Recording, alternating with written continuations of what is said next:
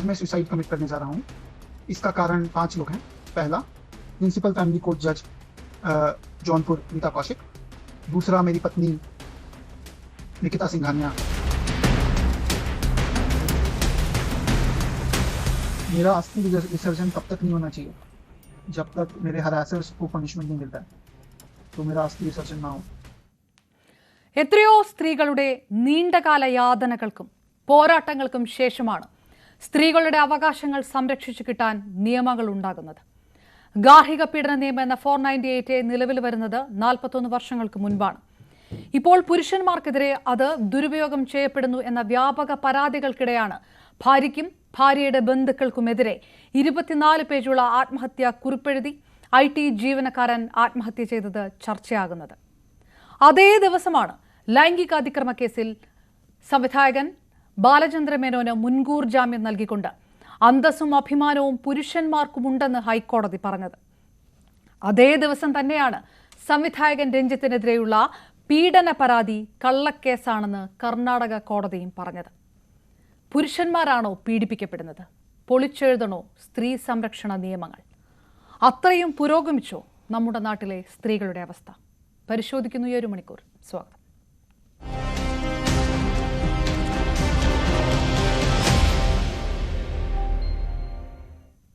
പാനലിൽ ചേരുന്നു സാമൂഹ്യ നിരീക്ഷകനായ രാഹുൽ ഈശ്വർ, ഓൾ കേരള മെൻസ് അസോസിയേഷന്റെ ഭാരവാഹി അജിത് കുമാർ, ആക്ടിവിസ്റ്റും സാമൂഹ്യ പ്രവർത്തകരുമായ മൃദുല ദേവിയും ധന്യാരാമനും. ആദ്യം രാഹുൽ ഈശ്വർക്ക്. രാഹുൽ, പല ചർച്ചകളിൽ രാഹുൽ എടുക്കുന്ന നിലപാടുകളുണ്ട്. ആ നിലപാടുകൾക്ക് അനുസൃതമായിട്ടുള്ള 3 സംഭവങ്ങൾ ഇന്നൊരു ദിവസം സംഭവിച്ചിരിക്കുന്നു. 498 ദുരുപയോഗം ചെയ്യപ്പെട്ടു എന്ന് സുപ്രീം കോടതി തന്നെ പറയുന്ന ഒരു സാഹചര്യം.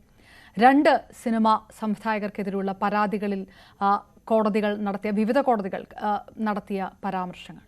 അങ്ങനെ ഒരു 3 സംഭവങ്ങൾ എടുത്തു പറഞ്ഞുകൊണ്ട് ഈ ചർച്ച നടത്തുമ്പോഴും 3000-ഓളം അല്ലെങ്കിൽ ഒരു 3 ലക്ഷത്തിലേറെ ഇതിന് ഓപ്പോസിറ്റായിട്ടുള്ള കാര്യങ്ങളാണ് ഈ സമൂഹത്തിൽ നടക്കുന്നത്. സ്ത്രീകൾക്ക് നീതി കിട്ടാത്ത സംഭവങ്ങളാണ് കൂടുതൽ എന്ന് തന്നെയാണ് ഈ ചർച്ച നടത്തുമ്പോഴും ഈ ചോദ്യം ചോദിക്കുമ്പോഴും പറയാൻ ഞാൻ ഇഷ്ടപ്പെടുന്നത്.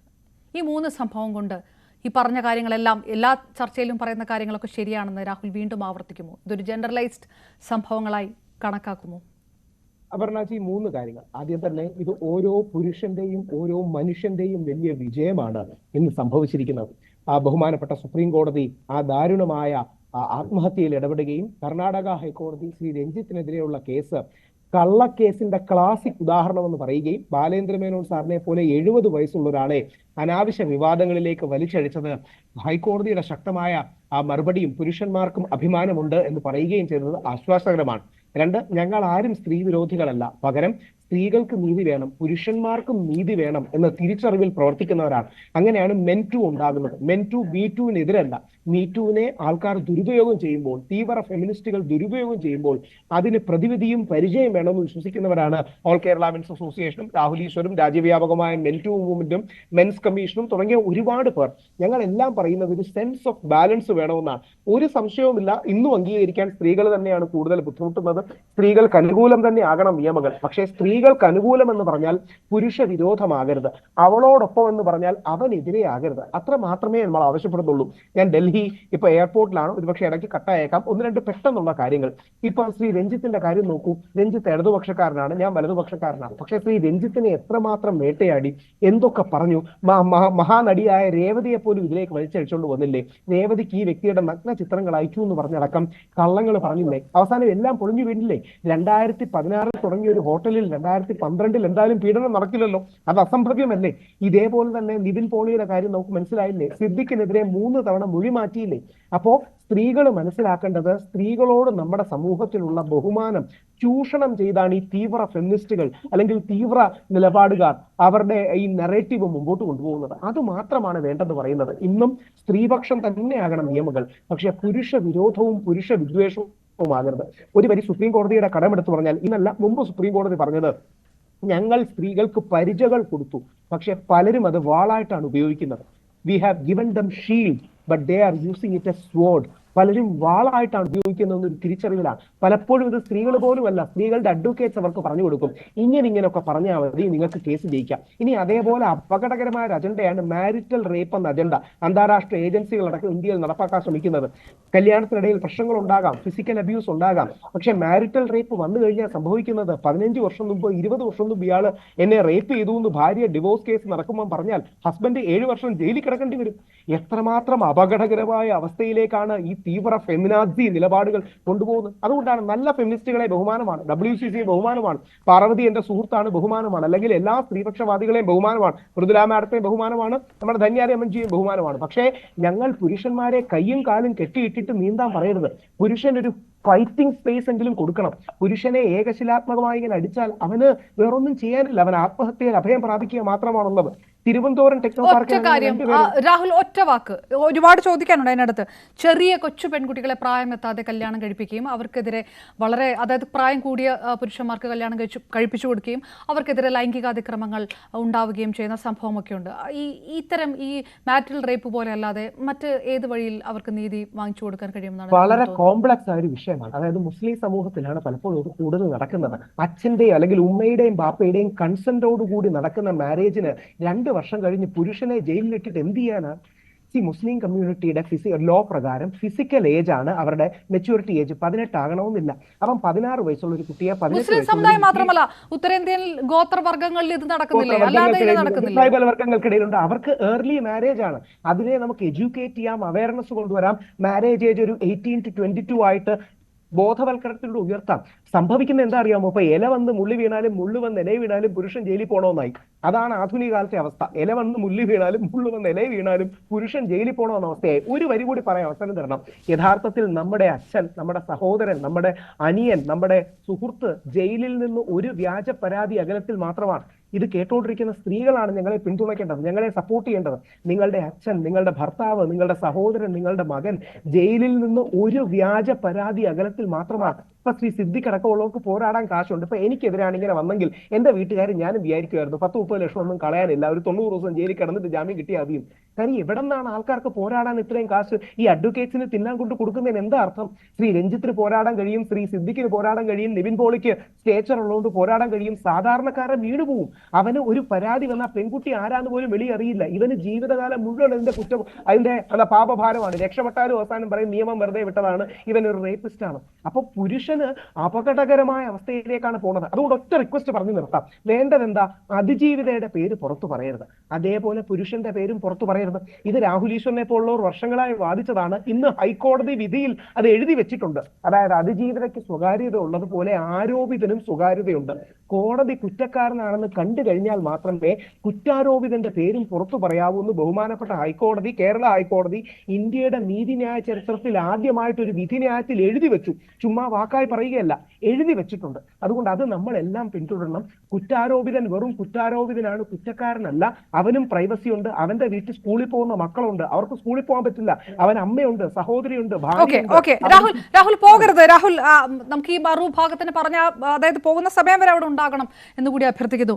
ധന്യാരാമൻ, സുപ്രീം കോടതി തന്നെ പറഞ്ഞിരിക്കുന്നത് സ്ത്രീധന നിരോധന പ്രകാരമുള്ള കേസുകളിൽ ജാഗ്രത വേണം, ജുഡീഷ്യൽ റിവ്യൂ വേണം, മതിയായ തെളിവില്ലെങ്കിൽ കേസ് തള്ളിക്കളയണമെന്ന് പറയുമ്പോൾ ഇതിങ്ങനെ വളരെ വ്യാപകമായിട്ട് ഒരു വിഷയം പറയുന്നുണ്ടല്ലോ. ഇത്തരം പരാതികൾ, സ്ത്രീകൾക്ക് വേണ്ടിയിട്ടുള്ള അവകാശ സംരക്ഷണ നിയമങ്ങൾ ദുരുപയോഗം ചെയ്യപ്പെടുന്നു എന്നുള്ള പരാതികളെ തള്ളിക്കളയണം എന്ന് ഒരു ജനറലൈസ് ആയിട്ട് പറയാനുള്ള സാധ്യതയുണ്ട്. ശരിയല്ലേ? നമ്മളൊക്കെ ആക്ച്വലി ഞാനൊക്കെ 2010 തൊട്ട് ഇഷ്ടംപോലെ വളരെ ക്രൂരമായിട്ടുള്ള റേപ്പ് കേസുകളിലാണ് ഞങ്ങൾ ഇടപെട്ടിട്ടുള്ളത്. 2010 1137 റേപ്പ് കേസുകളാണ് രജിസ്റ്റർ ചെയ്തിട്ടുള്ളത് ഞങ്ങളുടെ സെറ്റിൽമെൻറ്റുകളിൽ മാത്രം. അപ്പോൾ അവിടെ പോയ സമയത്ത് കണ്ട കാഴ്ച വെച്ചാൽ ചെറിയ 13 വയസ്സുള്ള കുഞ്ഞു പോലും പ്രസവിച്ച് 1ഉം 2ഉം കുട്ടി കൊണ്ടൊക്കെ ഇരിക്കുന്ന ഒരു കാഴ്ച ഈ തിരുവനന്തപുരത്ത് തന്നെ ഉണ്ടായിട്ടുണ്ട്. അപ്പോൾ എൻ്റെയൊക്കെ മനസ്സിലതാണ്. അല്ലാതെ ഇവരെല്ലാം പറയുന്ന പോലെ തീവ്ര ഫെമിനിസ്റ്റ്, നമ്മൾ തീവ്രമായി സംസാരിക്കുന്നു, നമ്മളൊക്കെ തീവ്ര ക്രൂരമായി സംസാരിച്ചാൽ ഒരു സെക്കൻഡ് പോലും എൻ്റെയൊക്കെ പാർട്ട്ണറെ വിളിക്കാതെയോ കാണാതെയോ കേൾക്കാതെ ഇരിക്കുന്ന ആളാണ്. ഞങ്ങളൊക്കെ ഫാമിലി, കുടുംബവും കുട്ടിയൊക്കെ ആയിട്ട് അത്രയും ഇഴുകി നിൽക്കുന്നവരാണ്. ഒരു സെക്കൻഡ് പിരിഞ്ഞത് പോലും നിൽക്കാൻ താല്പര്യമില്ലാത്തവരാണ് ഞങ്ങളൊക്കെ. അങ്ങോട്ടും ഇങ്ങോട്ടും സ്നേഹത്തിൻ്റെ വാല്യം, കുടുംബത്തിൻ്റെ ബന്ധത്തിൻ്റെ വാല്യമൊക്കെ നല്ലോണം അറിയാവുന്നവരാണ്. ഈ പണാധിപത്യം ഉപയോഗിച്ച് പെണ്ണുങ്ങൾക്ക് നേരെ കാണിക്കുന്ന ഒരു രാഷ്ട്രീയ സ്വാധീനം അല്ലെങ്കിൽ പണത്തിൻ്റെ സ്വാധീനം, ഇതൊക്കെ ഉപയോഗിച്ച് സ്ത്രീകളുടെ നേരെ അതിക്രമങ്ങൾ കാണിക്കുമ്പോൾ മാത്രമാണ് അവിടെ പൊതുസമൂഹത്തിനും കൂടി ഇടപെടേണ്ടി വരുന്നത്. അത് കൂടുതലാകുമ്പോൾ മാത്രമാണ് ഞങ്ങളൊക്കെ ഇടപെട്ടിട്ടുള്ളത്. എത്രയോ കേസുകൾ നമ്മളുടെ മുമ്പിലുണ്ട്. ഇപ്പോൾ വളരെ പ്രബലനായിട്ടുള്ള ഒരാൾ കുറ്റകൃത്യം ചെയ്തു, അയാൾ പ്രതിയായി ജയിലിൽ പോയിട്ടുണ്ട്. തീർത്തും ഒരു എവിഡൻസും ഇല്ലാതെ പോലീസ് അവരെ റിമാൻഡ് ചെയ്യത്തില്ല. അപ്പോൾ അത്രയും കാര്യമായിട്ടുള്ള എവിഡൻസ് ഉണ്ടെങ്കിലേ കാശുള്ളവരെയും ഈ സമൂഹത്തിൽ സ്വാധീനമുള്ളവരെയും പോലീസ് തൊടുള്ളൂ, കോടതിയിൽ അവരെ റിമാൻഡ് ചെയ്യത്തുള്ളൂ എന്നുള്ള നല്ലോണം പഠിച്ചിട്ടുള്ള ആളാണ്. കാരണം നമ്മളിപ്പോൾ ഒരു കോടതി പോയി കഴിഞ്ഞാൽ പോലും ഒരു ജഡ്ജി ഒരു പെൺകുട്ടീനെ കളിയാക്കുന്നത് പോലും ഞാൻ കണ്ടിട്ടുണ്ട്. അപ്പോൾ അതുകൊണ്ട് തന്നെ നിയമം എന്ന് പറയുന്നത് എല്ലാ മനുഷ്യനും തുല്യമാണ്. പിന്നെ ദുർബലരായിട്ടുള്ള മനുഷ്യരാണ് പെട്ടെന്ന് പോയി ആത്മഹത്യ ചെയ്യുന്നത്. മനുഷ്യന് ഒരു സ്കൂളിൽ പഠിക്കുമ്പോൾ തൊട്ട് എങ്ങനെ ബന്ധങ്ങളെ കൊണ്ടുപോകണം, ഒരു ഹായ് ബൈ പറയാനും അല്ലെങ്കിൽ നല്ല സ്ട്രോങ് ആയിട്ടൊരു ബന്ധം എങ്ങനെ മുമ്പോട്ട് കൊണ്ടുപോകും നമ്മുടെ കുട്ടികൾക്ക് ഇപ്പോഴും അറിയത്തില്ല. 12-13 വയസ്സുള്ള കുട്ടികളൊക്കെയാണ് ഇപ്പോൾ തുരുതുരാ ആത്മഹത്യ. ഈയിടെ തന്നെ 7-8 കുട്ടികൾ ആത്മഹത്യ ചെയ്ത് കളഞ്ഞു. അപ്പോൾ ഈ സ്കൂളുകളിൽ തൊട്ടേ സ്റ്റാർട്ട് ചെയ്യണം എങ്ങനെ നല്ല ബന്ധം മുമ്പോട്ട് കൊണ്ടുപോകണം. നമ്മൾ നിയമത്തെ മാത്രം പഠിച്ചിട്ട് കാര്യമില്ല. നിയമം നമുക്ക് ശക്തമാക്കേണ്ട നിയമം ആവശ്യമാണ്. കാരണം അത് ഒരു വിഭാഗം ആൾക്കാർ അതുപോലെ കുറ്റകൃത്യം ഇവിടെ ചെയ്യുന്നുണ്ട്. കുറ്റകൃത്യം കൂടുതലാണ് ഇപ്പോൾ നടക്കുന്നത്. കൂടുതലാണ്. അപ്പോൾ നമ്മൾ നിയമത്തെ പഠിച്ചിട്ട് കാര്യമില്ല. അതിന് കൃത്യമായിട്ട് നമ്മൾ ആ പ്രതികളെ ലോക്ക് ചെയ്യുക എന്നുള്ളതാണ്. നമ്മളിപ്പോൾ ഞാനോ രാഹുൽ ഈശ്വർ എൻ്റെ നല്ല സുഹൃത്താണ്. ഇപ്പോൾ രാഹുൽ നല്ല വ്യക്തിയാണ്. പക്ഷേ രാഹുൽ അങ്ങനത്തെ ഒരു കുറ്റകൃത്യം ചെയ്യത്തില്ല നമുക്കൊരു ഉറപ്പാണ്. പക്ഷേ ഇതുപോലെ അല്ലാത്ത എന്തോരം കുറ്റകൃത്യം ചെയ്യുന്നുണ്ട്.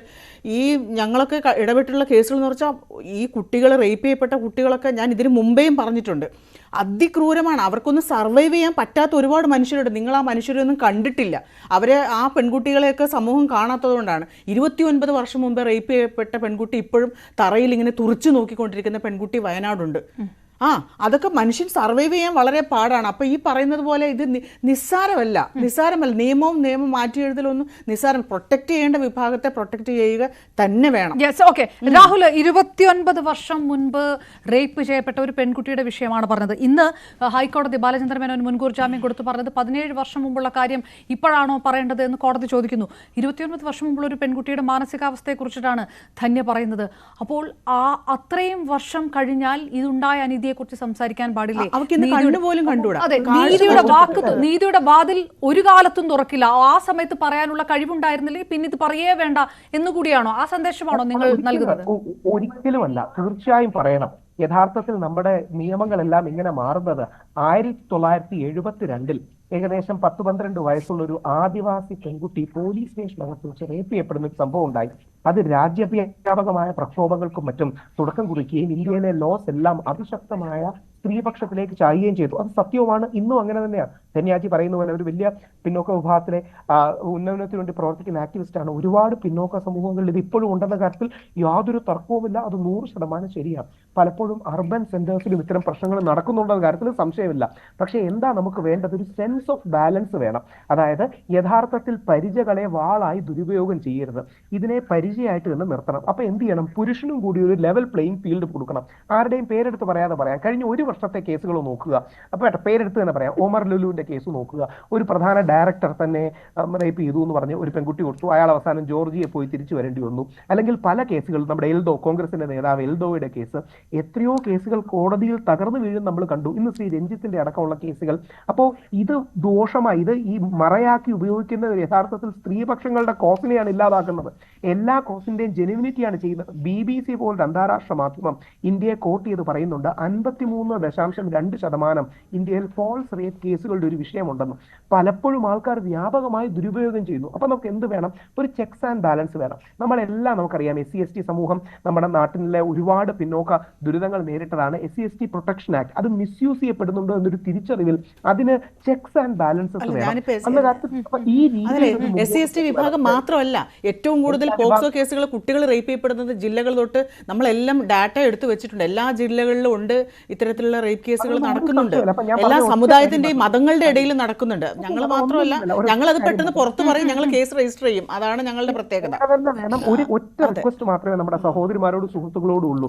നിങ്ങൾക്ക് അങ്ങനെ സംഭവിച്ചാൽ എത്രയും പെട്ടെന്ന് ഇതുമായി മുമ്പോട്ട് വരിക, കേസുമായി മുമ്പോട്ട് വരിക. നിങ്ങളെ സപ്പോർട്ട് ചെയ്യാൻ മീഡിയ ഉണ്ട്, പൊതുസമൂഹത്തിലെ ആക്ടിവിസ്റ്റുകളുണ്ട്, ഒരുപാട് പേരുണ്ട്. കാര്യം പെട്ടെന്ന് വന്നില്ലെങ്കിൽ പറ്റുന്ന പ്രശ്നം 10 വർഷം മുമ്പുള്ള കാര്യങ്ങൾ തെളിയിക്കാൻ ബുദ്ധിമുട്ടാണ്. അല്ല, അത് 10 വർഷം, ഈ 17 വർഷം മുമ്പ് ഇതായിരുന്നോ സ്ഥിതി? 17 വർഷം മുമ്പ് ഇതായിരുന്നു സ്ഥിതി. ഇന്നത്തെ സിറ്റുവേഷന്റെ സൊല്യൂഷനാ പറഞ്ഞത്. എങ്ങനെയാണ് നമുക്കിതൊരു ബാലൻസ് ഉണ്ടാക്കാൻ കഴിയുക? നമ്മുടെ പെൺകുട്ടികൾ ആർജവത്തോടെ മുമ്പോട്ട് വരിക, നിങ്ങളെ പ്രൊട്ടക്ട് ചെയ്യാൻ സമൂഹവും മറ്റും ഉണ്ടാവും. അതോടൊപ്പം ബാലൻസിനായിട്ട് പുരുഷൻ തെറ്റുകാരനാണെന്ന് കോടതി പറയുന്നത് വരെ പുരുഷന്റെ പേരും പുറത്തു പറയാതിരിക്കുക. ഇതൊരു നെയിം ആൻഡ് ഷെയിം, ഒരുത്തനെ കരിവാരി തേക്കാനുള്ള സ്ട്രാറ്റജി മാത്രമാകാതിരിക്കുക. നിവിൻ പോളിയുടെ കാര്യം നോക്കിയാൽ മതി. ഉറക്കപ്പിച്ചുകൊണ്ട് റേപ്പ് ചെയ്യപ്പെട്ട ഡേറ്റ് മാറിപ്പോയി എന്നാണ് ആ കുട്ടി പറഞ്ഞത്. നമ്മുടെ ചാനലിലാണ്, അല്ലെങ്കിൽ എല്ലാ ചാനലിലും ഇരുന്ന കുട്ടി പറഞ്ഞ ഡേറ്റ് ഉറക്കപ്പിച്ച് കാരണം മാറിപ്പോയില്ല. എന്തൊരു കള്ളമാണ് പറയുന്നത്. അപ്പൊ ഇത്തരം പല സംഭവങ്ങളും ഉണ്ട്. സിദ്ദിഖിനെതിരെ 3 തവണ ഈ പെൺകുട്ടി മൊഴി മാറ്റി. ഒരുപാട് സമാനമായ കേസ്, മരിച്ചുപോയ മാമുക്കോയെ പോലും വെറുതെ വിട്ടില്ല. അപ്പോൾ ഇത്തരം കാര്യങ്ങളിൽ ഒറ്റ ബാലൻസ് മാത്രമേ റിക്വസ്റ്റ് ചെയ്യുന്നുള്ളൂ. രാഹുൽ, ഒരു മിനിറ്റ്. മൃദുല ദേവി, ശരിക്കുള്ള പരാതികൾ അപ്പുറത്തേക്ക് ചില വ്യാജ പരാതികൾ വരുമ്പോൾ ശരിക്ക് കഷ്ടപ്പെടുന്ന, ശരിക്ക് പോരാട്ടം നടത്തുന്ന സ്ത്രീകളെല്ലാം നാണം കെടുന്ന രീതിയിലേക്ക് കാര്യങ്ങൾ പോകുന്നു. അതിലൊരു ബാലൻസ് വേണമെന്നാണ് രാഹുൽ പറയുന്നത്. അത് അംഗീകരിക്കാൻ പറ്റുന്നുണ്ടോ? അത് അംഗീകരിക്കേണ്ടതല്ലേ? കേൾക്കാമല്ലോ അല്ലേ? കേൾക്കാം മൃദുല. ഓക്കെ, ഞാൻ അപർണ ചോദിച്ച ചോദ്യത്തിലേക്ക് വരാം. അതിന് മുമ്പ് രാഹുൽ ഈശ്വർ പറഞ്ഞ ഒരു പോയിന്റ്, ഒരു കാര്യം. അത് രാഹുൽ ഈശ്വർ പറഞ്ഞപ്പോ ആളുടെ പേര് പറഞ്ഞില്ലായിരുന്നു. രാഹുൽ പറഞ്ഞത് എനിക്ക് തോന്നുന്നു ഉദ്ദേശിച്ചത് മധുരൈ കേസ് ആയിരിക്കും അല്ലെ രാഹുൽ? മധുരൈ കേസ് അല്ലെ? മധുരൈ കേസിലെ മധുര എന്ന ആദിവാസി പെൺകുട്ടിയുടെ പേരിലാണ് നമ്മൾ റേപ്പിനെ വേറൊരു തലത്തിൽ ഡിഫൈൻ ചെയ്തു. അതിനു മുൻപ് ഈ മധുരയുടെ കേസ് വരുന്നതിനോ മധുര എന്ന ആദിവാസി പെൺകുട്ടി പോലീസ് സ്റ്റേഷനിൽ വെച്ച് റേപ്പ് ചെയ്യപ്പെടുന്നുണ്ട്. പക്ഷെ ആ സമയത്ത് കുട്ടിക്ക് ആന്തരികമായിട്ട് മുറിവൊന്നും ഉണ്ടായിട്ടില്ല എന്നതിന്റെ പേരിൽ അത് റേപ്പായിട്ട് ഡിഫൈൻ ചെയ്യാതെ ആ കേസ് തള്ളിപ്പോയിട്ടുണ്ട്. അതും ഒരു കോടതിയിൽ നിന്ന് വന്ന ഒരു വിധിയായിരുന്നു. പക്ഷെ അതിനെ അത് സമ്മതമാക്കി കണ്ടുകൊണ്ടാണ് അന്ന് വിധി വരുന്നത്. പക്ഷെ അതല്ല കസ്റ്റോഡിയൽ റേപ്പ് എന്ന് പറഞ്ഞുകൊണ്ട് തന്നെ അതിനകത്ത് എനിക്ക് തോന്നുന്നു ഇന്ത്യയിൽ തന്നെ വലിയ പ്രക്ഷോഭം ഉണ്ടാകുകയും പിന്നീട് അത് ലോകം ഏറ്റെടുക്കുകയും ചെയ്തിട്ടാണ് ഇന്ന് ഞാൻ അടക്കമുള്ള, അപർണ അടക്കമുള്ള, രാഹുലിന്റെ കുടുംബത്തിലുള്ളവർ, തന്നെയുടെ കുടുംബത്തിലുള്ളവർ, നമ്മളെല്ലാവരും അടക്കമുള്ള സ്ത്രീകൾ ഇന്ന് കിട്ടുന്ന ഓരോ നീതിയും ഒരു ആദിവാസി പെൺകുട്ടിയോട് കടപ്പെട്ടിരിക്കുക തന്നെ ചെയ്യുന്നുണ്ട്. കസ്റ്റോഡിയൽ റേപ്പ് മാത്രമല്ല, അന്ന് എല്ലാ തരത്തിലുള്ള റേപ്പുകളും ഡിഫൈൻ ചെയ്യപ്പെട്ടിട്ടുണ്ട്. അപ്പോ അതുകൊണ്ട് ഞാൻ പറയുന്ന ഹൈക്കോടതിയോ അല്ലെങ്കിൽ ഡിസ്ട്രിക്ട് കോടതി, ഇങ്ങനെ പല കോടതിയിലും ഒരു തീർപ്പ് അതൊരു അന്തിമ തീർപ്പായിട്ട് ഞാൻ കരുതുന്നില്ല. നമുക്ക് പിന്നെയും തലങ്ങളുണ്ട്, പിന്നെയും തലങ്ങളിലേക്ക് നമുക്ക് പോകാം. പലപ്പോഴും ഇതൊക്കെ നിയന്ത്രിക്കപ്പെടുന്നത് അല്ലെങ്കിൽ ഇതൊക്കെ നിർണ്ണയിക്കപ്പെടുന്നത് ഇതിന്റെ എവിഡൻസ് എത്തരത്തിലാണ് വരുന്നതെന്നും ആ എവിഡൻസിന്റെ ഭാഗമായിട്ടുമൊക്കെയാണ് ഇത് വലിയ തലപ്പത്തേക്ക് പോകുന്നത്. അപ്പൊ വൾണറബിൾ ആയിട്ടുള്ള മനുഷ്യർ, അത് ആണാകട്ടെ പെണ്ണാകട്ടെ ക്യൂർ ആകട്ടെ, വൾണറബിൾ ആയിട്ടുള്ള സമൂഹങ്ങൾക്ക് വേണ്ടി അവർക്ക് ഒരു സൊല്യൂഷൻ എന്ന് പറയുന്നത് എപ്പോഴും കോടതി തന്നെയാണ്. അപ്പൊ ആ കോടതിയിലേക്ക് എത്തുന്ന വഴിക്ക് ഏറ്റവും കൂടുതൽ പ്രശ്നങ്ങൾ ഉണ്ടാകുന്നത്, വഴി തടയപ്പെടുന്നത്, മനുഷ്യ അന്തസ് നഷ്ടപ്പെടുന്നതും ഒക്കെ സ്ത്രീകൾക്ക് തന്നെയാണ്. തീർച്ചയായിട്ടും ഞാൻ ഒരിക്കലും പുരുഷന്മാർക്കോ എതിരല്ല. ഏതൊരു കേസ് വരുമ്പോഴും ഞാൻ ജസ്റ്റിസിന്റെ കൂടെയാണ് നിൽക്കുന്നത്. ഏതൊരു കേസ് വരുമ്പോഴും നമ്മുടെ കോടതി ജസ്റ്റിസ്, നീതിയുടെ കോമൺ ബാലൻസ് ആർക്കാണോ കിട്ടുന്നത് അവരിലോട്ടാണ് എന്റെ മനസ്സ് പോകുന്നത്. ചിലപ്പം ആണാകാം, പെണ്ണാകാം, പുരുഷൻ ക്യൂർ ആകാം, അത് ആരുമാകട്ടെ ജസ്റ്റിസ് നടപ്പിലാക്കുക എന്നുള്ളതാണ് നമ്മളെല്ലാവരും. ഇപ്പൊ രാഹുൽ ആയാലും ധന്യ ആയാലും അപർണ ആയാലും ഞാനായാലും അജിത് കുമാർ ആയാലും നമ്മളെല്ലാവരും അത്തരത്തിലുള്ളൊരു മനുഷ്യത്വം ഉള്ളവരാണ്, ആകേണ്ടതുണ്ട്. അതാണ് നമ്മൾ സമൂഹത്തിന് കൊടുക്കേണ്ടത്. എന്ന് വെച്ചുകൊണ്ട് ആരുടെയും ഒരു പ്രാമാണിത്വത്തെയും അംഗീകരിച്ചു കൊടുക്കേണ്ട കാര്യമില്ല. ഞാൻ 1-2 പോയിന്റ്സ് ഞാൻ എടുത്തെടുത്ത് ഓരോന്ന് ഞാൻ പറയുന്നു. നമ്മൾ ഇപ്പൊ പ്രധാനമായിട്ടും നമുക്ക് തോന്നുന്ന ഒരു കാര്യം, 2012 ഹോട്ടൽ അവിടെ ഇല്ലായിരുന്നു, 2016 ഹോട്ടൽ ഉണ്ടായത്. ശരിയാണ്. ഇത്തരം വാർത്തകൾ എവിടുന്നാണ് നമുക്ക് ലഭിക്കുന്നത്? ഇന്ന് മാധ്യമങ്ങളാണ് ഇത് കൊടുക്കുന്നത്. നമ്മുടെ മാധ്യമങ്ങളിൽ എത്രത്തോളം വസ്തുനിഷ്ഠമായി ഇത്തരം വാർത്ത ഞാൻ പറയട്ടെ രാഹുൽ, ഞാൻ പറയട്ടെ, വിഷയത്തിലേക്ക് വരട്ടെ. രാഹുലിന്റെ കൈ ചൂണ്ടി വരുമ്പോഴേ എനിക്കൊരു ഇതാണ് രാഹുലിന്റെ ഇടയ്ക്ക് കയറി പറയുമോ എന്നുള്ളത്. ഞാൻ പറയട്ടെ. അപ്പൊ ഈ വാർത്തകൾ നമ്മൾ എടുക്കുമ്പോൾ ഇവിടെ പരമപ്രധാനമായി ഒരു നീതിക്ക് വേണ്ടിയുള്ളൊരു ശബ്ദം കിടക്കുന്നുണ്ട്.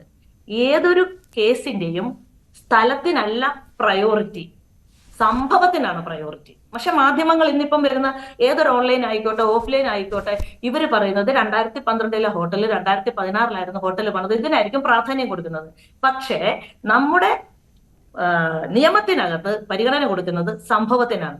നമ്മൾ ട്രയലിനെ വിശ്വസിക്കണം. ട്രയൽ അവിടെ നടക്കണം. ട്രയൽ നടന്നതിന് ശേഷം ആ ട്രയൽ, അതായത് ഇൻവെസ്റ്റിഗേഷൻ നടക്കണം. ഇൻവെസ്റ്റിഗേഷൻ നടത്തി ട്രയൽ അവിടെ നടക്കണം. ഈ രണ്ടു കൂട്ടർക്കും അഡ്വക്കേറ്റുമാർ അവിടെ ഉണ്ട്. ട്രയലിനത് നമുക്കത് പ്രൂവ് ചെയ്യാൻ സാധിക്കണം. 2012 അവിടെ ഒരു സ്ഥലം ഉണ്ടായിരുന്നോ, ആ സ്ഥലത്ത് ഇങ്ങനെ ഒരു പീഡനം നടന്നിട്ടുണ്ടായിരുന്നോ ഇല്ലയോ, ആ പീഡനം എന്ന സംഭവം നടന്നിട്ടുണ്ടോ ഇല്ലയോ എന്നുള്ളത് പറയുമ്പോൾ മാത്രമാണ് അത് പൂർത്തിയാവുക. ഒന്ന്. അപ്പൊ അതിനു മുമ്പ് നമുക്ക് ചാടിക്കയറി പറയാൻ പറ്റില്ല. പക്ഷെ മൃദുല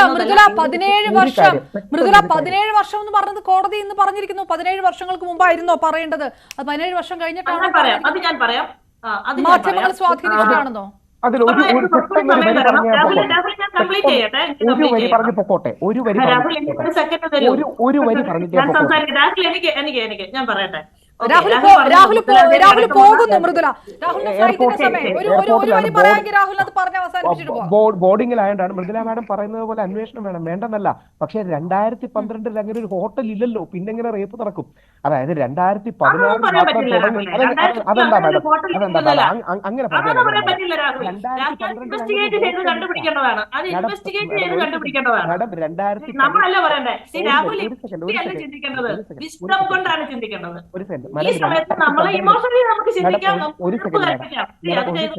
അതാണ് ചാനലിന്റെ റേറ്റിംഗുകൾ. രാഹുൽ ഈശ്വറിന്റെ വാക്കല്ല, ന്യൂസ് 18 വാക്കല്ല, ബഹുമാനപ്പെട്ട കർണാടക ഹൈക്കോടതിയുടെ ഒരു ജഡ്ജ് കാര്യമായ കാര്യങ്ങൾ പഠിച്ച് ഒരു വരി പറഞ്ഞ ഒറ്റ വരി പറയും. 2012 അങ്ങനെ ഒരു ഹോട്ടലിൽ 2012 അങ്ങനെ ഒരു ഹോട്ടലില്ല. ഇല്ലാത്ത ഹോട്ടലിൽ ഒരു സ്ഥലമില്ല.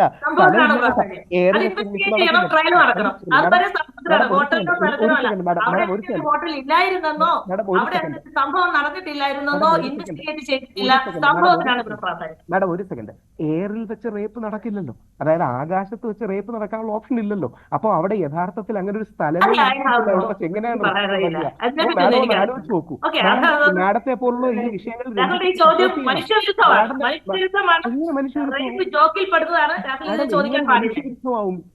ഞാനിനിയും പോയാലും അജിത് സാർ അടക്കവും അവരുടെ അടക്കമുള്ളവരും ചോദിക്കണം, ഇല്ലാത്ത ഹോട്ടലിൽ വെച്ച് എങ്ങനെ റേപ്പ് നടക്കും? ഉദാഹരണം, നിവിൻ പോളി കേരളത്തിലായിരുന്നു. നിവിൻ പോളി ഡിജിറ്റലി ഈ പെൺകുട്ടിയെ റേപ്പ് ചെയ്യാൻ പറ്റുമോ ദുബായിലിരുന്ന്? ഇത് നമുക്ക് അപ്രായോഗികവും ഇമ്പോസിബിളുമായ കാര്യങ്ങളുടെ പേര് തർക്കിക്കുന്നതിനാ. കേരളത്തിൽ ഇരുന്ന നിവിൻ പോളിക്ക് ഇന്റർനെറ്റ് വഴി ആരെയും റേപ്പ് ചെയ്യാൻ കഴിയില്ല. അതായത് 2016 തുടങ്ങിയ ഹോട്ടലിൽ 2012 ഒരാളെ റേപ്പ് ചെയ്യാൻ കഴിയില്ലല്ലോ. അതുകൊണ്ട് സ്ഥലം ഉണ്ടെങ്കിലല്ലേ റേപ്പ് നടക്കുള്ളൂ. എയറിൽ വെച്ച് ആർക്കും അറിയാം, തൃശങ്കു സ്വർഗത്തിൽ പോലെ വെച്ച് ശ്രീ രഞ്ജിത്തിനാരെ റേപ്പ് ചെയ്യാൻ പറ്റുള്ളൂ. അപ്പം ഇത്തരം കാര്യങ്ങൾ ചെയ്യുന്നത് മീഡിയക്കാരെ ദുരുപയോഗം ചെയ്യുകയാണ്.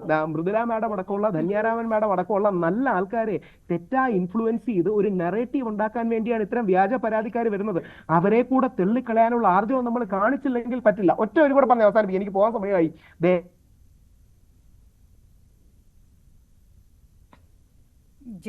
രാഹുൽ, റേപ്പ് സാധ്യമല്ല. കാര്യം അത് മനുഷ്യവിരുദ്ധമാണെന്നല്ല, അത് മനുഷ്യരാൽ അസംഭവമായ ഒരു കാര്യമാണ്. ഇല്ലെങ്കിൽ ടൈം മെഷീൻ വെച്ച് തിരിച്ചുപോയി വല്ലതും ചെയ്യണം. തൽക്കാലം ടൈം മെഷീൻ കണ്ടുപിടിക്കാത്തത് കൊണ്ട് അത്തരം കാര്യങ്ങൾ പോസിബിൾ അല്ലെന്ന് മാത്രം. ഞാൻ കണ്ടിന്യൂ ചെയ്യട്ടെ. മൃദുല പറയൂ. രാഹുലിന്റെ സമയം പോകാനുള്ള സമയം, അതുകൊണ്ടാണ്. അപ്പോ ഇനി ഇതിനകത്ത് മറ്റൊന്ന്, ഇപ്പോഴും ഞാൻ പറഞ്ഞു രാഹുൽ റേപ്പ് നടന്നിട്ടുണ്ടോ ഇല്ലയോ എന്ന് സ്ഥാപിക്കാനാണ് ശ്രമിച്ചത്. ഞാൻ അതിനെപ്പറ്റിയല്ല സംസാരിക്കുന്നത്. ഞാൻ ജസ്റ്റിസ് ഏത് തരത്തിലാണ് ഫിൽട്ടർ ചെയ്ത് അർഹതപ്പെട്ട മനുഷ്യർക്ക്, ആ അർഹതപ്പെട്ട മനുഷ്യരാണാകാം, പെണ്ണാകാം, ക്യൂർ ആകാം, അവരിൽ എത്തേണ്ടത് എന്നുള്ള കാര്യമാണ് ഞാൻ പറഞ്ഞത്. റേപ്പ് കേസുകളിൽ എപ്പോഴും നമ്മൾ പരിഗണിക്കുന്നത് ഈ പറഞ്ഞ സ്ഥലത്തെ പറ്റിയോ ഒന്നുമില്ല, സംഭവത്തിനാണ് പ്രാഥമിക പരിഗണന കൊടുക്കേണ്ടത്. അത് ഇൻവെസ്റ്റിഗേറ്റ് ചെയ്ത് ട്രയലിൽ വന്നു കഴിഞ്ഞിട്ടാണ് നമുക്ക് അതിനകത്തൊരു തീർപ്പ് പറയാൻ പറ്റുന്നുള്ളൂ.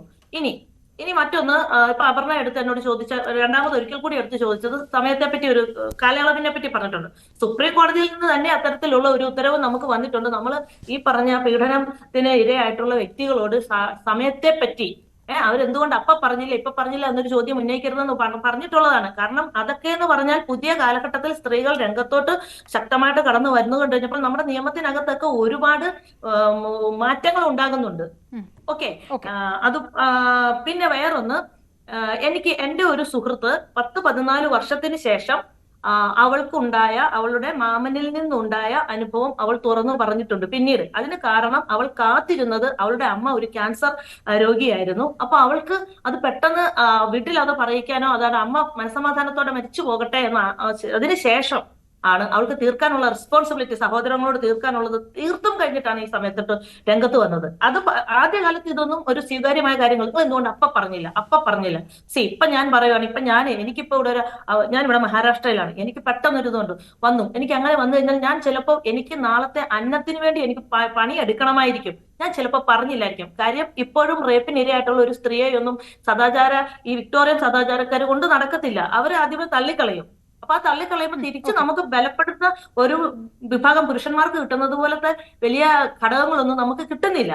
അതുകൊണ്ട് തന്നെ പലപ്പോഴും പല കാരണങ്ങളാൽ ഇമോഷണലി, മെന്റലി, കൾച്ചറലി നമ്മൾ ബ്ലോക്ക്ഡ് ആയി പോകുന്നു എന്നുള്ള ഒരവസ്ഥയിൽ നമ്മുടെ സമയം നമ്മൾ പലപ്പോഴും കാലതാമസം ഉണ്ടാകും. അത് ഓൾറെഡി സുപ്രീം കോർട്ടും സ്ത്രീക്ക് അനുകൂലമായിട്ടൊരു നിയമം കൊണ്ടുവന്നിട്ടുണ്ട്. സ്ത്രീക്ക് അനുകൂലം എന്നുള്ളതല്ല, മനുഷ്യർക്ക് അനുകൂലമായിട്ടുള്ള ഒരു നിയമം കൊണ്ടുവന്നിട്ടുണ്ട്. ഈവൻ കോൺസ്റ്റിറ്റ്യൂഷനിൽ പോലും എനി പേഴ്സൺ എന്നാണ് പറയുന്നത്. ഏതൊരു വ്യക്തിക്കുമാണ്. അതാണോ പെണ്ണോ പുരുഷ എന്ന് പറയുന്നില്ല. അപ്പൊ അതുകൊണ്ട് തന്നെ ജസ്റ്റിസ് ആർക്കാണ് കിട്ടേണ്ടത് അവർക്ക് കിട്ടണമെന്ന് തന്നെയാണ് നമ്മൾ ഇപ്പോഴും ആവശ്യപ്പെടുന്നത്. നിയമങ്ങൾ ഒറ്റ മിനിറ്റ് മൃദുല, ഞാൻ ടൈം ബാൻഡ് ഒരു ബ്രേക്ക് ഉള്ളൂ, ഞാൻ വരാൻ തിരികെ. നിയമങ്ങൾ ദുരുപയോഗം ചെയ്യപ്പെടുന്നത് എല്ലാ നിയമങ്ങളുടെ കാര്യത്തിലും ഉണ്ടാകുന്നില്ലേ? സ്ത്രീകളുടെ വിഷയം മാത്രമാകുമ്പോഴാണോ ഈ നിയമം തന്നെ എടുത്തു കളയണം എന്ന തരത്തിലുള്ള ആവശ്യങ്ങൾ വരുന്നത്? അതെങ്ങനെ ന്യായീകരിക്കാൻ കഴിയുമെന്ന് ചോദ്യം കൂടി ഓൾമെൻസ് അസോസിയേഷൻ കൂടെ നമുക്കൊപ്പമുണ്ട്. അദ്ദേഹത്തിലേക്ക് പോകാൻ കഴിയില്ല. വളരെ പെട്ടെന്ന് ഒരു ചെറിയ ഇടവേളയ്ക്ക് ശേഷം.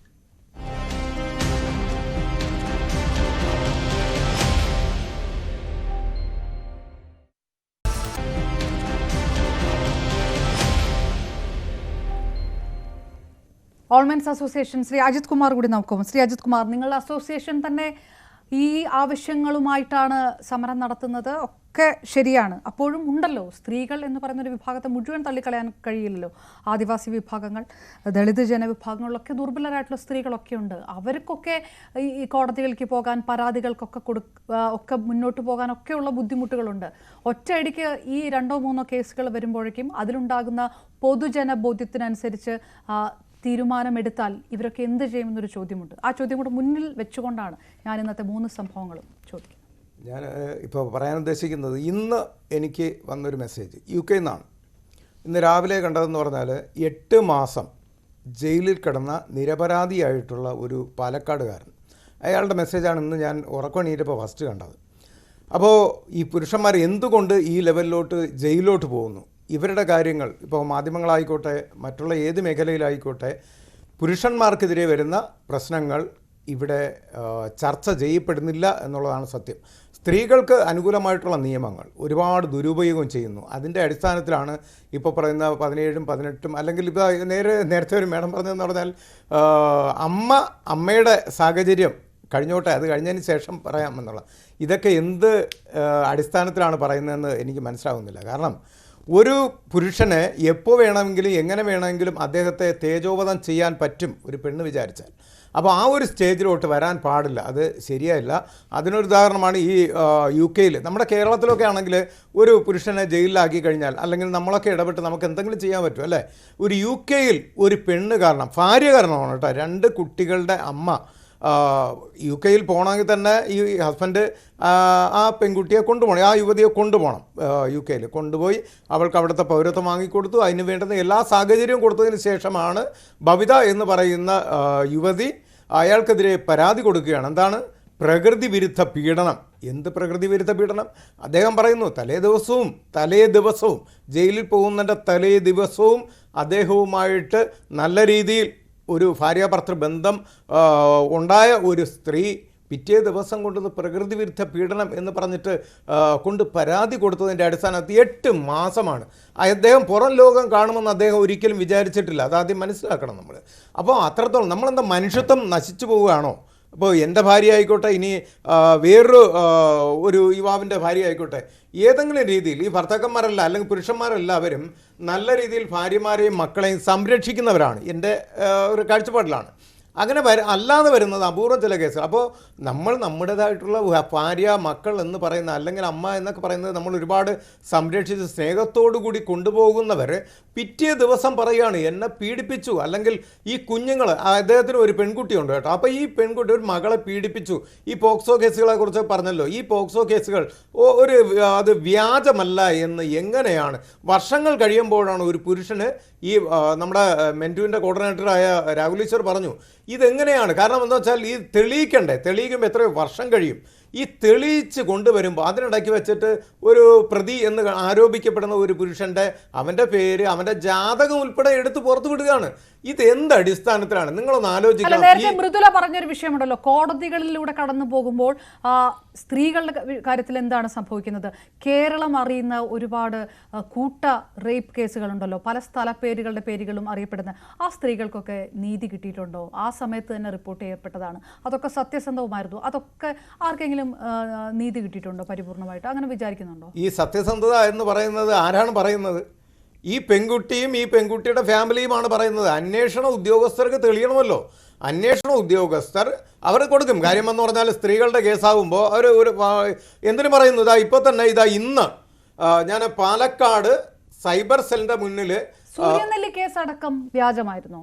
സൂര്യനെല്ലി കേസ് എന്ന് പറയുന്നത് നമുക്കറിയാമല്ലോ. എത്ര പേരാ പീഡിപ്പിച്ചത്? 40-ന് മേളിൽ പേര് പീഡിപ്പിച്ചു എന്നായിരുന്നല്ലോ ആരോപണം. ഞാൻ ചോദിക്കട്ടെ, ഒരു പെൺകുട്ടിയെ ഒരു പ്രാവശ്യത്തിൽ കൂടുതൽ എങ്ങനെയാണ് പീഡിപ്പിക്കപ്പെടുന്നത്? നിങ്ങൾക്ക് അത് ഒന്ന് സാമാന്യ ബോധത്തോടെ മനസ്സിലായിക്കൂടെ? കാരണം ഒരു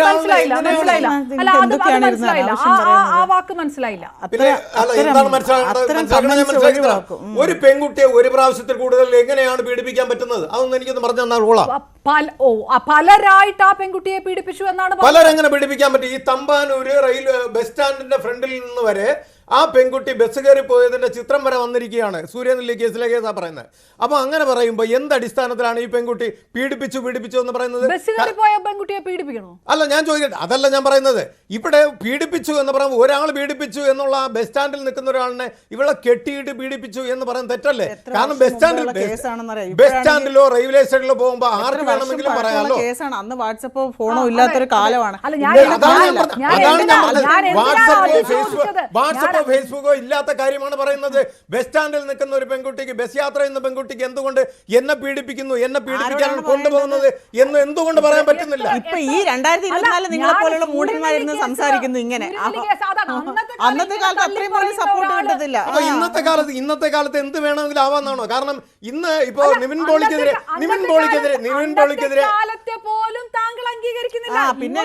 അല്ല, അന്നത്തെ കാലമായാലും ഇന്നത്തെ കാലമായാലും തീർച്ചയായിട്ടും നിവിൻ പോളിക്കെതിരെ ആരോപിച്ച ഒരു പെൺകുട്ടി, ആ പെൺകുട്ടി യുവതിയുടെ കാര്യമാണ് പറയുന്നത്. അവൾ എന്താണ് ഇവിടെ നടന്നിട്ടുള്ളത്? കോടതി തന്നെ പറഞ്ഞു ഇതെന്താ ആരോപണങ്ങൾ ഉന്നയിക്കാം, പക്ഷേ അതിന് തെളിവുകൾ വേണമെന്നാണ് പറഞ്ഞിട്ടുള്ളത്. തെളിവില്ല, ഒരടിസ്ഥാനവും ഇല്ലാതെ സ്നേഹബന്ധത്തിൽ ഇരിക്കുന്നതിൻ്റെ ആ ഒരു സമയത്ത് ഏതെങ്കിലും രീതി അവൾ കോമഡികൾ, തമാശകൾ പറഞ്ഞിരിക്കാം. അപ്പോൾ ആ അടിസ്ഥാനത്തിൽ റേപ്പ് ചെയ്തു എന്താ പീഡനം എന്ന് പറഞ്ഞാൽ സ്ത്രീകൾക്ക് എന്താ ഒരു ഉളുപ്പുമില്ലാതെ പറയാൻ പറ്റുന്നത് എന്താണ്? എന്തുകൊണ്ടാണ് ഈ പീഡനം? നിങ്ങൾ പീഡനത്തിന് വിലയില്ലേ? പണ്ട് റേപ്പ് എന്നൊക്കെ പറയുമ്പോൾ നമ്മളൊക്കെ ഏത് രീതിയിലാണ് കണ്ടതെന്നുള്ളത് നമുക്ക് നന്നായിട്ട് അറിയാം. പീഡനം എന്താണെന്നുള്ളത് നമ്മൾ കേട്ട് വളർന്നത് എന്താണെന്ന് അറിയാം.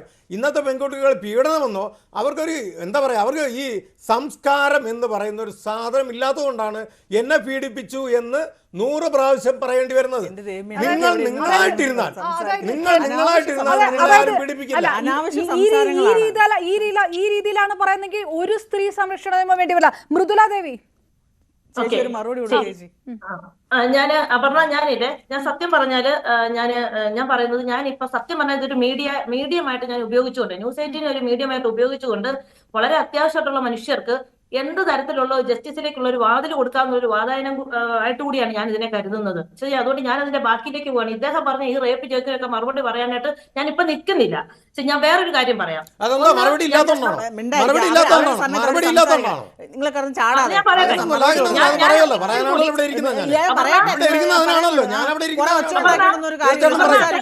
കൺട്രോൾ ചെയ്യാമോ? ഒന്ന് എനിക്കൊന്ന് സംസാരിക്കാനാണ്. സംസാരിച്ചപ്പോ ഞാൻ കന്യാരാമനും മിണ്ടാതിരിക്കുമായിരുന്നു അല്ലേ? ഞാൻ സംസാരിക്കട്ടെ.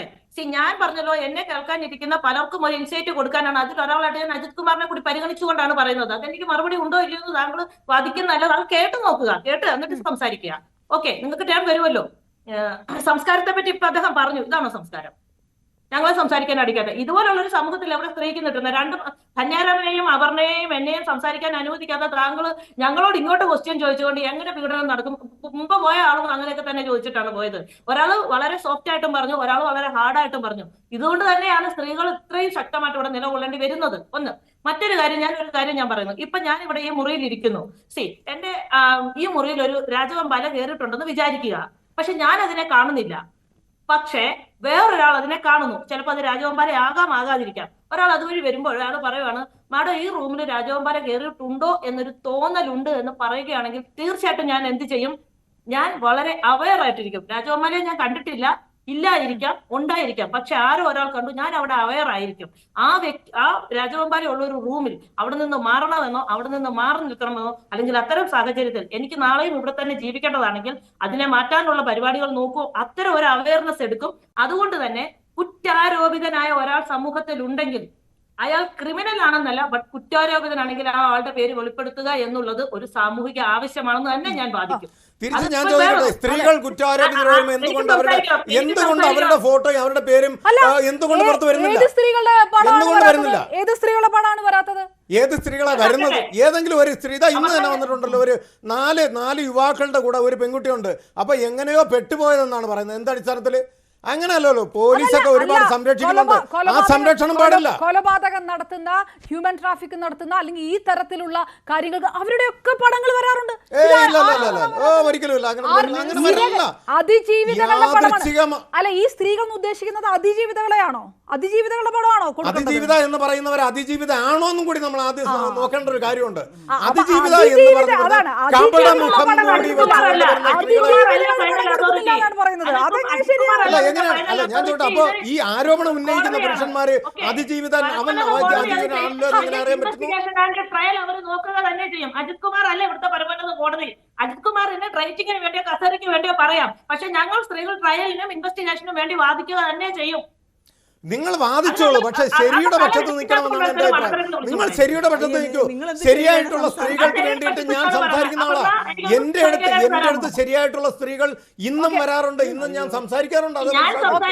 തന്നെ സംസാരിക്കുന്നതും ഒക്കെ ഞങ്ങളൊക്കെ സംസാരിക്കുന്നത് അജിത് കുമാറിന്റെ കുടുംബത്തിലുള്ള സ്ത്രീകൾക്കും വേണ്ടി കൂടി തന്നെയാണ് സംസാരിക്കുന്നത്. അല്ലാതെ നിങ്ങളെ മാറ്റി നിർത്തിക്കൊണ്ടല്ല. പുരുഷന്മാർക്ക് വേണ്ടി ഒരു ഫോറം ഉണ്ടാകണമെന്ന് വളരെ ആഗ്രഹിച്ചുള്ള ഒരാളാണ് ഞാൻ. അവരുടെ പുരുഷന്മാർക്ക് വേണ്ടി ഒരു നല്ല ഫോറം ഉണ്ടായിരുന്നെങ്കിൽ ആ ഫോറത്തോടൊപ്പം കൈകോർത്ത് നിന്ന് പ്രവർത്തിക്കാൻ എന്തുകൊണ്ടുണ്ടായില്ല? ആദ്യം നിങ്ങൾ ചിന്തിക്കണം, എന്തുകൊണ്ട് ഉണ്ടായില്ല, എന്തുകൊണ്ട് ഉണ്ടാകുന്നില്ല.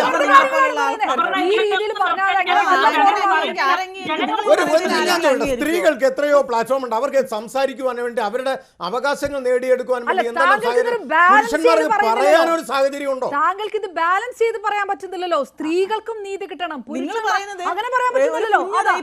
പോലും അതിന്റെ പടം എടുത്ത് വെളിയിലിടണമെന്നാണ് ഇദ്ദേഹം ഒരിക്കലും ഞാൻ പറഞ്ഞു. പക്ഷേ ഞാൻ പറയുന്നത് അമ്മമാർ സ്വന്തം കുഞ്ഞുങ്ങളെ വെച്ച് വിലപേശുന്നത് ഫാമിലി കോർട്ടിൽ പോയി കാണൂ. ഫാമിലി കോർട്ടിൽ പോയി കാണൂ. സ്വന്തം അമ്മമാർ സ്വന്തം കുഞ്ഞുങ്ങളെ വെച്ച് പിതാവ് പീഡിപ്പിച്ചു എന്ന് പറഞ്ഞ് വ്യാജ പോസ്റ്റൊക്കെ എത്ര വരുന്നത്? പീഡിപ്പിക്കുന്ന സംഭവങ്ങളില്ലേ? എവിടെയാ ഉള്ളത്? എത്ര എണ്ണം തെളിയിക്കപ്പെടുന്നുണ്ട്? എന്തുകൊണ്ട് കോടതിയിൽ നിന്ന് ഇതൊക്കെ തള്ളിപ്പോകുന്നു? അതൊന്നും ചിന്തിക്കാത്ത എന്താ? എത്ര എണ്ണം തള്ളി പോകുന്നില്ല? അത് മാധ്യമങ്ങൾ എടുത്ത് ഫ്രണ്ട് പേജിൽ കൊടുക്കുന്നുണ്ടല്ലോ. പക്ഷേ എന്തുകൊണ്ട് ഈ പിതാവിനെതിരെ ഇങ്ങനെ ഒരു വ്യാജ പോക്സോ കേസാണ് വന്നതെന്നുള്ള ഇപ്പൊ അടുത്ത കാലത്ത് എത്ര കേസുകൾ വന്നു? എന്തുകൊണ്ട് എല്ലാ മാധ്യമങ്ങളും അത് ഒറ്റക്കെട്ടായിട്ട് കൊടുക്കുന്നില്ല? മാത്രം നോക്കുന്ന കുട്ടികളുടെ അടുത്ത് പോലും ഇത്തരം വിഷയങ്ങൾ ഉണ്ടായതൊക്കെ റിപ്പോർട്ട് ചെയ്യുന്നില്ലേ? ഇതൊന്നും ജനറലൈസ് ചെയ്ത് പറയാമല്ലേ? ഇതൊക്കെ ഇൻഡിവിജ്വലിന്റെ വിഷയമല്ലേ? വ്യാപകമായിട്ട് ഇന്ന് ഫാമിലി കോർട്ടിൽ നിന്ന് ഇന്ന് സ്ത്രീകളും അവർക്ക് വേണ്ടി പ്രതിദാനം ചെയ്യുന്ന വക്കീലന്മാരുമായിട്ട് യോജിച്ച് നിന്ന് തള്ളുന്ന ഒരു തള്ളാണ് മകളെ പീഡിപ്പിച്ചു. പ്രകൃതി വിരുദ്ധ പീഡനം. എന്ത് പ്രകൃതി വിരുദ്ധ പീഡനം? എന്ത് പീഡനമാണ് ഈ പറയുന്നത്? ഭാര്യയും ഭർത്തരും തമ്മിൽ എന്ത് ബന്ധം ഉണ്ടാവാത്തത്? ആ ബന്ധങ്ങൾ തലേ ദിവസം, അതാണ് ഞാൻ പറഞ്ഞത്, UK നിന്ന് ഇന്ന് രാവിലെ എനിക്ക് അയച്ചത്. തലേ ദിവസം പറയുന്നത് പ്രകൃതി വിരുദ്ധ പീഡനം. എന്ത് പീഡനമാണത്? ഇതൊക്കെ എന്താണ്? നിങ്ങൾക്ക് അല്പം ഉളുപ്പുണ്ടോ സ്ത്രീകളെ എന്നാണ് എനിക്ക് ചോദിക്കുന്നത്. മൃദുല പറയും, ഇതെനിക്ക് ഇതിന്റെ ലോജിക്ക് എനിക്ക് മനസ്സിലാവുന്നു. മൃദുല പറയും. അജിത്കുമാർ ഒന്ന് കേൾക്ക് നിങ്ങളൊന്ന് കേൾക്കാനുള്ള ക്ഷമ കാണിക്കുക. നിങ്ങളുടെ ഈ ക്ഷമയില്ലായ്മ പോലും നിങ്ങളുടെ പ്രസ്ഥാനത്തെ ഞങ്ങൾ നശിച്ചു പോവുകയാണ്. അല്ലെങ്കിൽ ഇവിടെ ആരാ അംഗീകരിക്കുന്നത്? നല്ല സ്ത്രീകൾ അംഗീകരിക്കുന്നുണ്ട്, അവരെന്നെ വിളിക്കുന്നുണ്ട്. എന്റെ കുടുംബത്തിലെ ഒരു പുരുഷൻ ഒരു പ്രശ്നം വന്നിട്ടുണ്ടെങ്കിൽ ഞാൻ ഒരിക്കലും അജിത് കുമാറിനെ ഡിപ്പെൻഡ് ചെയ്യാൻ വരില്ല. അതിന്റെ കാരണം എന്താണെന്ന് വെച്ചാൽ നിങ്ങൾക്കൊരു ക്ഷമ ആദ്യമില്ല. നിങ്ങൾ ഞങ്ങളൊന്ന് കേൾക്ക്. ഓക്കെ, ഞാനൊന്ന് സംസാരിക്കട്ടെ. നമ്മുടെ നാട്ടില് നിരവധിയായ പുരുഷന്മാരുടെ പേരടക്കം സഹിതം ഒരുപാട് പേരുടെ പേരടക്കം, ഇപ്പൊ നടൻ ദിലീപിന്റെ അടക്കം ഒരുപാട് പേരുടെ പേരടക്കം കൊണ്ടുവന്നിട്ടുണ്ട്. ഏതിടങ്ങളാണ് അവർക്ക് എവിടെയാണ് നഷ്ടമായിട്ടുള്ളത്? ഒരിടവും നഷ്ടമായിട്ടില്ല. അവരെല്ലാവരുടെയും പ്രശസ്തരുടെ മുഴുവനും വലിയ വലിയ ലക്ഷറിയസ് കല്യാണങ്ങൾക്കൊക്കെ പങ്കെടുക്കുന്ന അവരുടെ ഇടങ്ങൾ. ഇനി അവരുടെ പേര് പറഞ്ഞ ആ സ്ത്രീകൾ ഇവിടെ ഉണ്ടോ? ഇല്ല. മലയാള സിനിമയ്ക്കകത്ത് നിന്ന് ഒരു സ്ത്രീയെ നിഷ്കാസിതയാക്കിയ ഒരൊറ്റ പേരിൽ തന്നെ. അതുകൊണ്ട് തന്നെ സത്യസന്ധമായിട്ട് പറയണം. സത്യസന്ധമായിട്ട് പറഞ്ഞാൽ സത്യം നിലനിൽക്കും. അത് ഭയങ്കര പോയിന്റാണ്. അതായത് പരാതി കൊടുത്ത സ്ത്രീകളൊക്കെ എവിടെ പോയി? സത്യം പറഞ്ഞാൽ അവരുടെ ഭാഗത്ത് ന്യായമുണ്ടെങ്കിൽ അദ്ദേഹത്തിനോട് ഞാൻ മറുപടി പറയുന്നത്, അദ്ദേഹത്തിനോട് ഞാൻ മറുപടി പറഞ്ഞ അഭിപ്രായം നടത്താനല്ല. ഒരു സോഷ്യൽ എഡ്യൂക്കേഷന് ഒട്ടും തയ്യാറല്ല അദ്ദേഹത്തിന്. നമ്മളിവിടെ വരുന്നത് നിങ്ങളെ കൂടി ഞങ്ങൾ സോഷ്യൽ എഡ്യൂക്കേഷന് വേണ്ടിയാണ് തയ്യാറാകുന്നത്. വളരെ മണ്ടത്തരമായ ക്വസ്റ്റ്യൻസ് ആണ്. വലിയ കേസ് പോലും വളരെ മോശമായിട്ടാണ് അദ്ദേഹം പറയുന്നത്. ഒരു മിനിറ്റ്, സോഷ്യൽ എഡ്യൂക്കേഷനും ഇല്ല. താങ്കൾക്ക് നല്ലൊരു കിരീടം തന്നെ. സോഷ്യൽ എഡ്യൂക്കേഷൻ എന്ന് പറയുന്നത് ഇല്ല താങ്കൾക്ക്. താങ്കൾ കുറച്ചും കൂടെ വിശാലമായ, ഇടുങ്ങിയ ചിന്താഗതി മാറ്റി വിശാലമായ ജനങ്ങൾക്കിടയിലേക്ക് ഇറങ്ങി പ്രവർത്തിക്കണം. ഒരു മെൻസ് ഫോറം ഇവിടെ ഉണ്ടായപ്പോൾ പ്രതീക്ഷയോടെ നോക്കി നിൽക്കുകയായിരുന്നു. ഞങ്ങൾ എല്ലാവരും അടക്കം ഇവരോടൊപ്പം കൈകോർത്ത് സഹകരിക്കാൻ തയ്യാറാണ്. ഇവരാദ്യം ചെയ്തതാണ് ട്രാൻസ്പോർട്ട് ബസ്സിനകത്ത് നിന്ന് മാൽപ്രാക്ടീസ് ചെയ്ത ഒരാളെ ആ കേസ് ഇവിടെ എവിടെ എത്തി? ഇന്നും കോടതി കിടക്കുകയാണ്. കോടതിക്ക് ഒരു തീർപ്പാക്കാൻ പറ്റുന്നില്ല. ദിലീപിന്റെ കേസ് കിടക്കുന്നുണ്ട്. എന്തുകൊണ്ട് തീർപ്പാക്കാൻ പറ്റുന്നില്ല? നിങ്ങൾ പറയൂ, എന്തുകൊണ്ടാണ്? നിങ്ങൾ ആദ്യം ചിന്തിക്കരുത്. വ്യാജ പരാതികൾ ചെയ്യാൻ പറ്റില്ല. പറയുമ്പോൾ തീർച്ചയായിട്ടും ഒരു ആത്മഹത്യാ കേസ് ബംഗളൂരുവിൽ നടന്ന കേസിനെ പറ്റി പറയുന്നുണ്ട്. എനിക്ക് സംസാരിക്കണം. ആ കേസിനെ പറ്റി പറയുമ്പോഴും ഏതൊരു ധന്യാരാമൻ പറഞ്ഞതുപോലെ ഏതൊരു ആത്മഹത്യയും ദുർബല മനസ്സുകളിൽ, അതായത് സൈക്കോളജിക്കലായിട്ട് ഒരു ഇഷ്യൂ ആണത്. അതിനെ സൈക്കോളജിക്കലായിട്ട് വെക്കണം. ഞാൻ ആത്മഹത്യ ചെയ്താൽ തീർച്ചയായിട്ടും എന്റെ ഭർത്താവ് പ്രതിക്കൂട്ടിലാകും. എന്റെ ഭർത്താവാണ് ചെയ്യുന്നതെങ്കിൽ ഞാൻ പ്രതിക്കൂട്ടിലാകും. കാരണം ഒരു സമൂഹമാണ് പ്രതിക്കൂട്ടിൽ കൊണ്ട് നിർത്തുന്നത്. പെൺകുട്ടി കൊടുത്തൊരു കേസുണ്ട്. 24 മരിക്കുന്നതിന് മുൻപ് വാശിപ്പുറത്ത് നടക്കുന്ന ആത്മഹത്യകൾക്ക് ഉണ്ടാക്കുന്ന പ്രത്യാഘാതങ്ങൾ വളരെ വലുതായിരിക്കും. അതവരോട് ചേർന്ന് നിൽക്കുന്ന സ്ത്രീകളും അവരുടെ കുടുംബക്കാരും വല്ലാതെ ആക്രമിക്കപ്പെടും. തിരിച്ചിപ്പുറത്തെ ഭാഗത്തും സംഭവിക്കും. ആർക്കായാലും നീതി കിട്ടണം. അപ്പൊ അവിടെ ചെയ്യുന്ന എങ്ങനെയാന്ന് വെച്ചാൽ, മരിക്കാൻ പോകുന്ന ഒരു വ്യക്തി, ആത്മഹത്യ ചെയ്യാൻ വരുന്ന ഒരു വ്യക്തിക്ക് റിവഞ്ച് എന്ന ഒരു ടെൻഡൻസി കൂടെ ഉണ്ടാക്കും. ആ സമയത്ത് അവരുടെ ശരീരത്തിനകത്ത് പ്രത്യേക തരത്തിലുള്ള കെമിക്കൽ ബാലൻസ് ഉണ്ടാകും. 10, 24, 30 പേജുകൾ എഴുതിയ ഒരു ആത്മഹത്യാക്കുറിപ്പ് വെച്ചുകൊണ്ടല്ല ആ പെൺകുട്ടിയെ, കുടുംബത്തിനെ നമ്മൾ വിധിക്കേണ്ടത്. കാരണം ആ പെൺകുട്ടിക്ക് കൃത്യം എത്ര സ്ത്രീധനം കൊടുത്തു എന്നുള്ള ഒരു എവിഡൻസ് ഉണ്ട്. ആ എവിഡൻസ് ഉള്ളത് കൊണ്ടായിരിക്കുമല്ലോ അവര് ഇതുമായിട്ട് മുന്നോട്ട് നിൽക്കുന്നത്. അതല്ല അദ്ദേഹത്തിന് മിസ്യൂസ് ചെയ്യപ്പെടുകയാണെന്ന് തോന്നുകയാണെങ്കിൽ ഇപ്പുറത്തൊരു വക്കീലിനെ വെച്ചുകൊണ്ട് അത് ചെയ്യണം. ആ ഇൻവെസ്റ്റിഗേഷൻ നമ്മൾ കാക്കണം.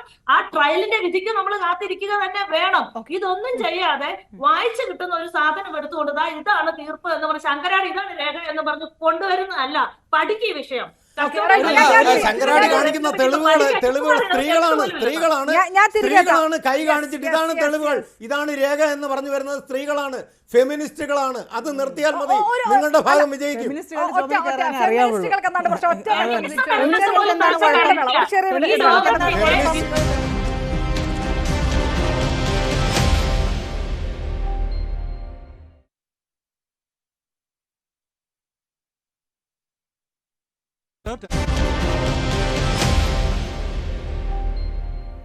ധന്യാരാമൻ, പല സ്ത്രീകളുടെ വിഷയങ്ങൾ, ചെറിയ കുട്ടികളെ അടക്കമുള്ള വിഷയങ്ങളൊക്കെ ഉണ്ട്.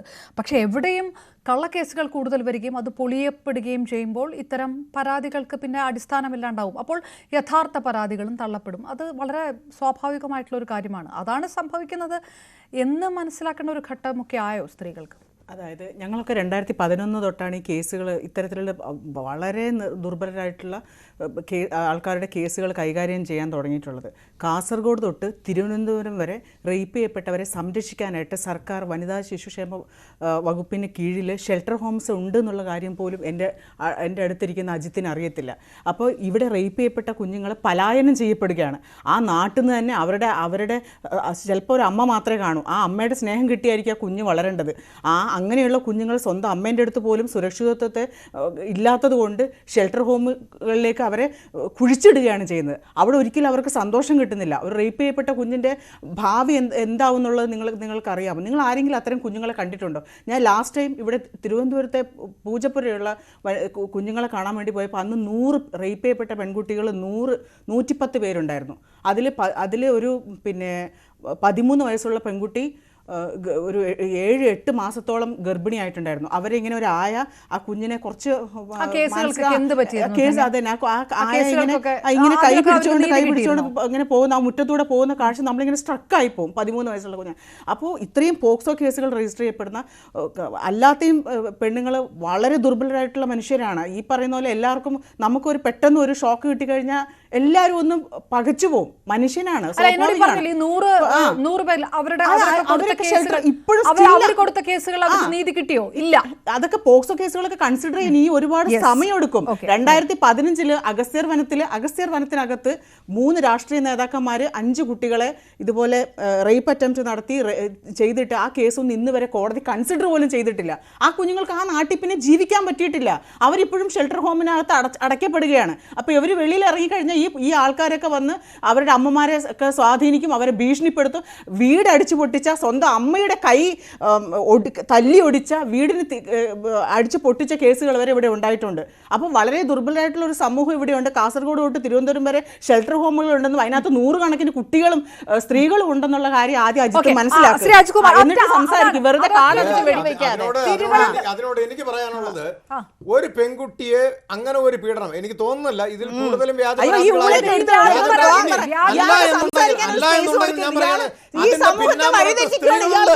അതിന്റെ പീഡനങ്ങൾക്ക് പിന്നില് സ്ത്രീകളുണ്ട്, അമ്മമാരുണ്ട്. അമ്മമാര് തെളിവാണി പറയുന്നത്. ഇതിന് തന്റെ വീട്ടിൽ വന്നാണ്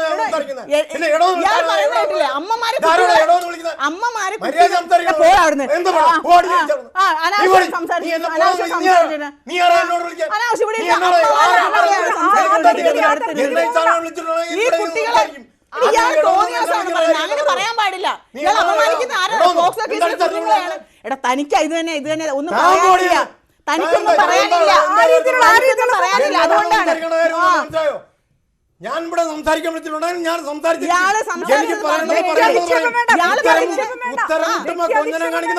ഒന്നുമില്ല. ഇയാൾ പറഞ്ഞ പോക്സോ കേസിൽ പെട്ട കുഞ്ഞുങ്ങളാണ്. ഇയാൾ എന്താണ് പറഞ്ഞത്? ഇയാളെ സംസാരിക്കാൻ വിളിക്കരുത്. ഇയാളെ സംസാരിക്കാൻ വിളിക്കരുത്. ആര് വ്യാജ കേസ്? ഏത് വ്യാജ കേസ്? കോടതി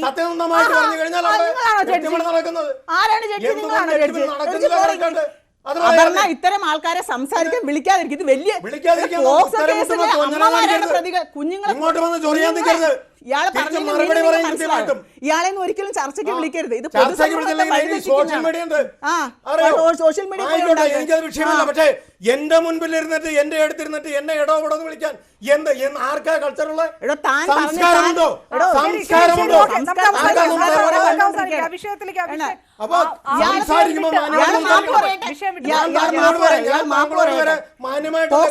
കുഞ്ഞുങ്ങളെ അപമാനിക്കുകയാണ് ചെയ്തത്. എവിടെ വ്യാജ പരാതികൾ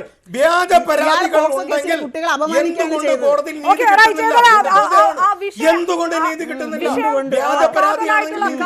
വിഷയത്തൊന്ന് പോയി അതൊരു ബഹളത്തിലേക്ക് മാത്രമായി ഈ രീതിയിലല്ല ഈ വിഷയം ചർച്ച ചെയ്യപ്പെടേണ്ടത് എന്നുള്ളത് കൊണ്ട് ചർച്ച അവസാനിപ്പിക്കുകയാണ്. എനിക്ക് മൃദുലയിലേക്ക് വരാൻ കഴിഞ്ഞില്ല ഈ ബഹളം കാരണം. ഞാൻ ഖേദിക്കുന്നു മൃദുല. ഏതായാലും പൂർണ്ണമാകുന്നു ഈ ഡിബേറ്റ്. നമസ്കാരം.